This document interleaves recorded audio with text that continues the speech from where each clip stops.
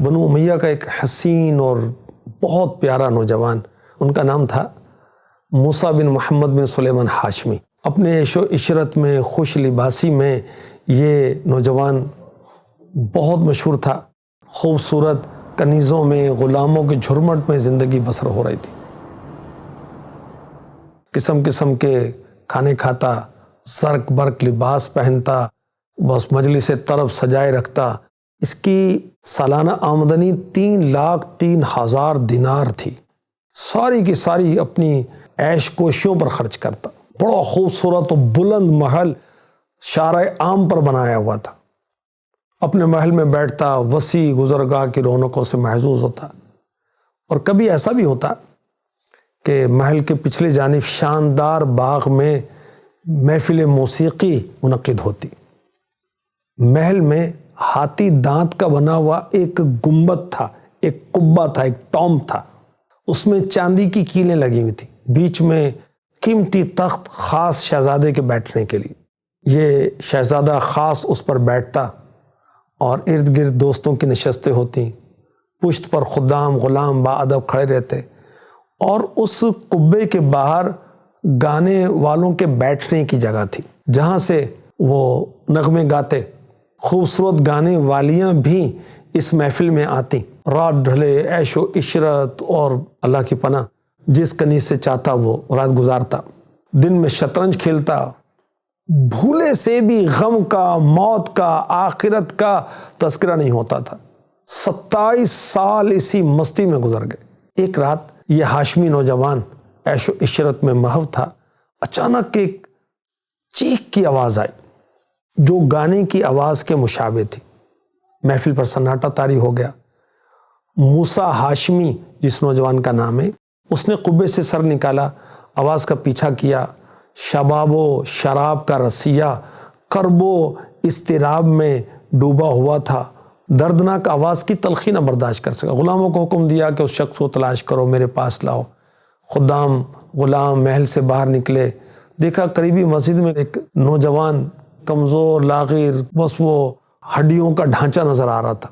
اس کا رنگ زرد تھا، لب خشک تھے، بال بکھرے ہوئے تھے، پھٹی چادروں میں اللہ کی بارگاہ میں دعا کر رہا تھا۔ خادموں نے اسے پکڑا اور موسیٰ ہاشمی کے سامنے پیش کر دیا۔ اسے پوچھا کہ کیا بات ہے؟ نوجوان نے کہا میں قرآن پاک کی تلاوت کر رہا تھا، تو دوران تلاوت ایک ایسا مقام آیا جس نے مجھے بے خود کر دیا۔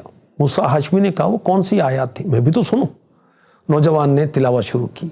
اعوذ باللہ من الشیطان الرجیم، بسم اللہ الرحمن الرحیم، ان الابرار لفی نعیم علی الارائک ینظرون تعرف فی وجوہہم نظرۃ النعیم یسقون من رحیق مختوم ختامہ مسک وفی ذلک فلیتنافس المتنافسون ومزاجہ من تسنیم عینا یشرب بها المقربون۔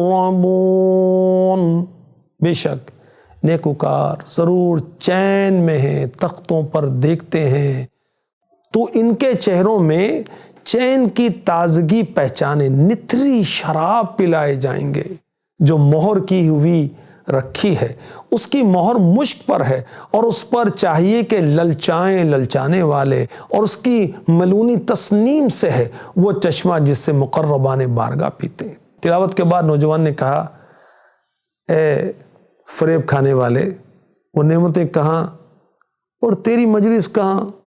جنتی تخت کہاں اور تیرا نرم و نازک بستر کہاں؟ جنت کے جو استر ہیں وہ استبرق کے ہوں گے، ریشمی ہوں گے، سبز قالینیں ہوں گی، بستروں پر ٹیک لگائے لوگ آرام کریں گے۔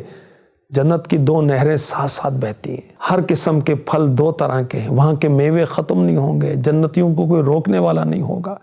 اس طرح کر کے اس نوجوان نے جنت کی نعمتوں کا تذکرہ کیا اور پھر کافروں پر ہونے والے عذاب کا تذکرہ کیا کہ آگ ہی آگ ہوگی، کبھی سرد نہیں ہوگی، کافر ہمیشہ آگ میں منہ کے بل اوندھے پڑے ہوں گے، سر کے بل گھسیٹا جائے گا، تو کہا جائے گا عذاب چکھو۔ ان باتوں کا موسیٰ ہاشمی جو شہزادہ تھا اس پر بڑا اثر ہوا۔ وہ ہاشمی شہزادہ بے اختیار تخت سے اترا، اس نوجوان سے لپٹ گیا، رونے لگا۔ سارے غلام، سارے خدام، ساری کنیزیں رخصت کر دی اور نوجوان کو اپنے ساتھ لے کر گھر کے اندرونی حصے میں چلا گیا، ایک بوریے پر بیٹھ گیا، جوانی کے ضائع ہونے پر خود کو ملامت کرنے لگا۔ نوجوان اسے دلاسا دیتا، اللہ پاک کی ستاری غفاری یاد دلاتا۔ اسی عالم میں پوری رات گزر گئی۔ صبح ہوئی تو موسیٰ ہاشمی شہزادے نے سچی توبہ کی، تازہ غسل کیا، نوجوان کے ساتھ مسجد میں داخل ہوا اور اللہ تبارک و تعالی کی عبادت کو اپنا مقصد حیات بنا لیا۔ بلا حساب ہو جنت میں داخلہ یا رب، پڑوس خلد میں سرور کا ہو عطا یا رب۔ کاش آپ نے دیکھا کہ ایک ہاشمی نوجوان شہزادہ جو عیش و طرب میں مبتلا تھا، قرآن سن کر آخرت کی طرف متوجہ ہو گیا، جنتی نعمتوں کو سن کر آخرت کی طرف متوجہ ہو گیا۔ جنت میں جو جنتیوں کو شراب پلائی جائے گی، پاکیزہ شراب، اس کا تذکرہ سن کر آخرت کی طرف مائل ہو گیا۔ یا اللہ ہمیں عاشق قرآن بنا دے، ہمیں قاری قرآن بنا دے، ہمیں عالم قرآن بنا دے، ہمیں عامل قرآن بنا دے، ہمارے بچوں کو بھی قرآن کا حافظ بنا دے، ہمارے گھر کے اندر بھی قرآن تو ہے، تلاوت بھی شروع ہو جائے۔ کاش ہم قرآن کو تفسیر کے ساتھ بھی پڑھیں۔ آمین۔